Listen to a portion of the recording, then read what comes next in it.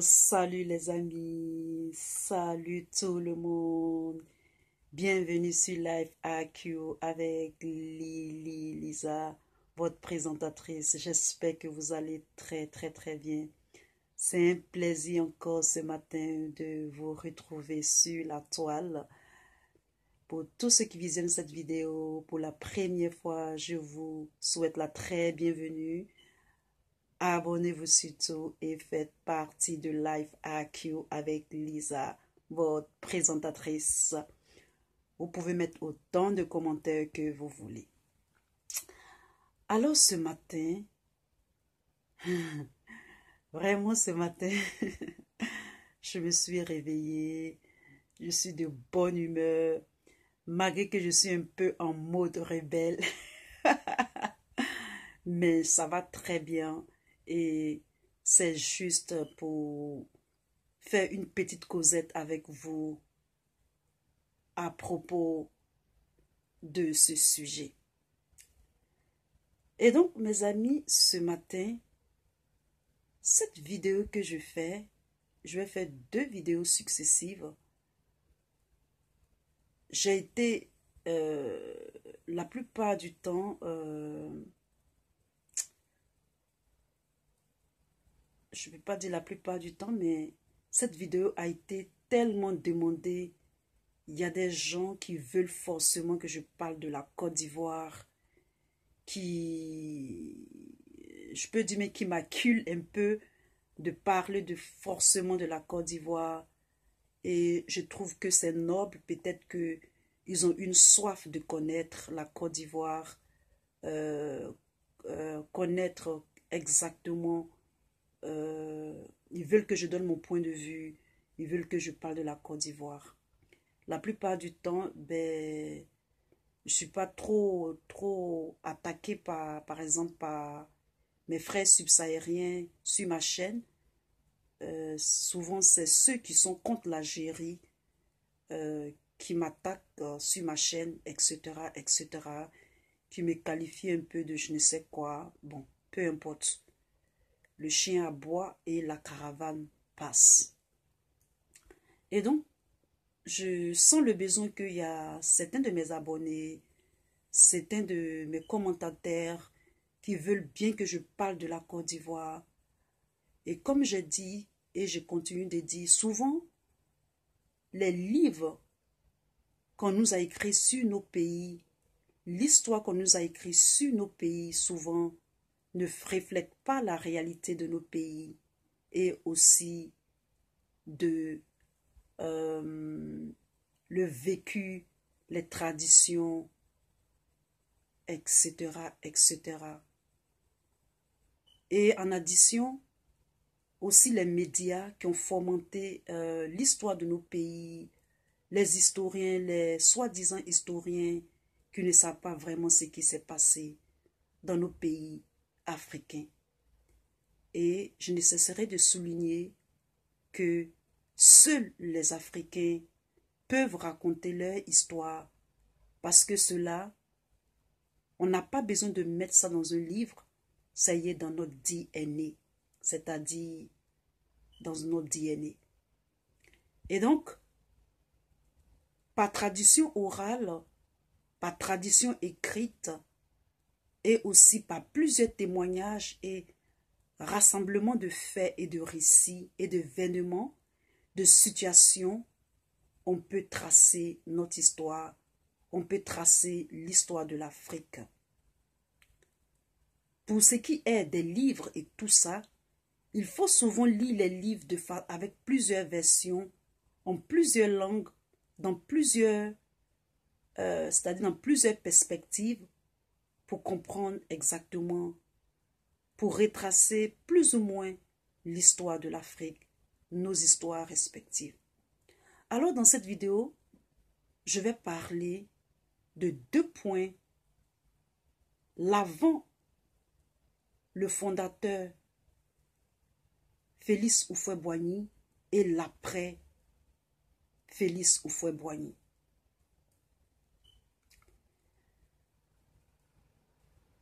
Des faits à propos de la Côte d'Ivoire.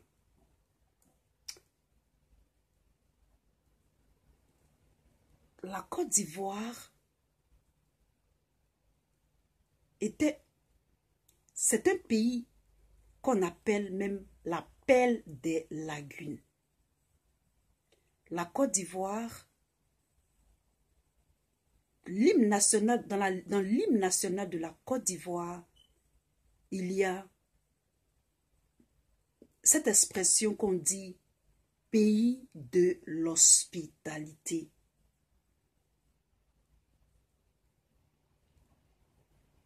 Cette expression a forgé la Côte d'Ivoire.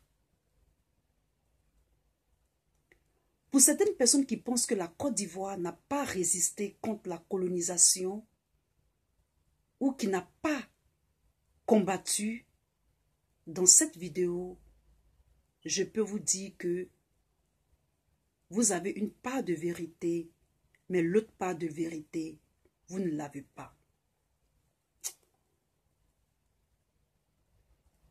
Pour que la Côte d'Ivoire soit ce qu'elle était, ou bien ce qu'elle est, il y a eu des résistances.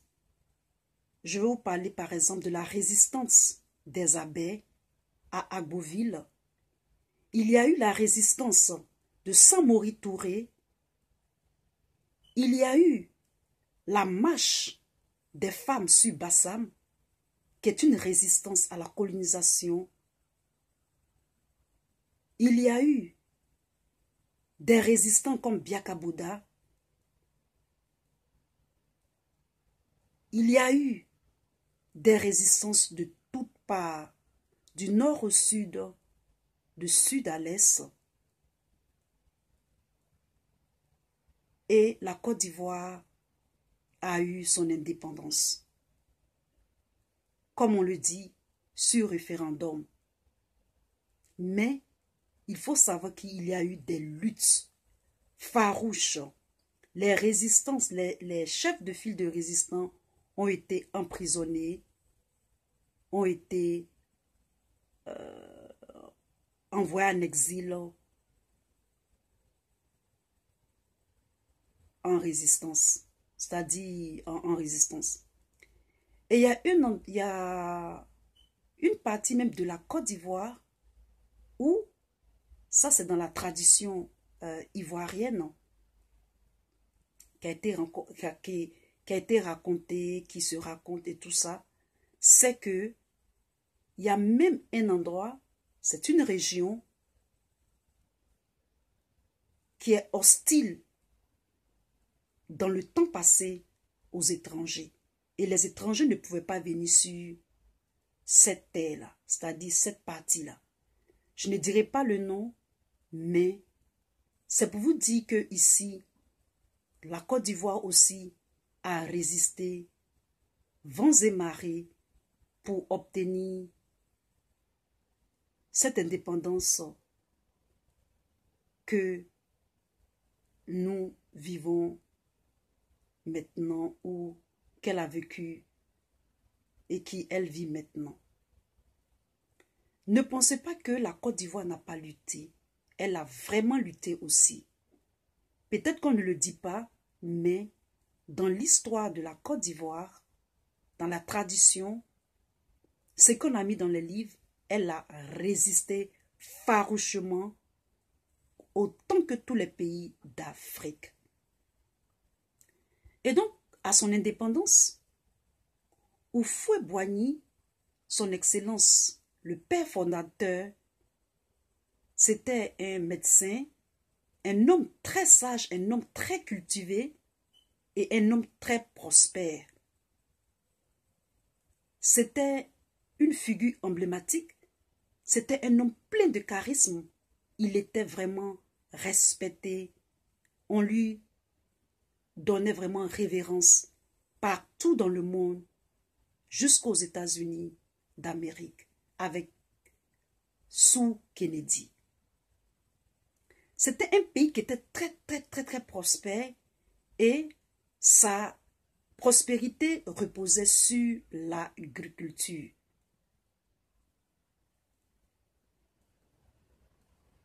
Avec la Côte d'Ivoire, ce qui faisait la particularité de la Côte d'Ivoire, c'est que la Côte d'Ivoire était un pays hyper méga tendre et prospère et accueillant. La Côte d'Ivoire accueillait toutes sortes de personnes. Et comme je disais, les frontières de la Côte d'Ivoire étaient ouvertes. Et tout le monde rentrait, que ce soit les Libanais, que ce soit les Marocains, que ce soit les Burkinabés, les Maliens, les Guinéens, les Libériens, les Ghanéens. La Côte d'Ivoire était un pays paisible, mixage, rempli de toutes sortes de populations et de toutes sortes d'étrangers.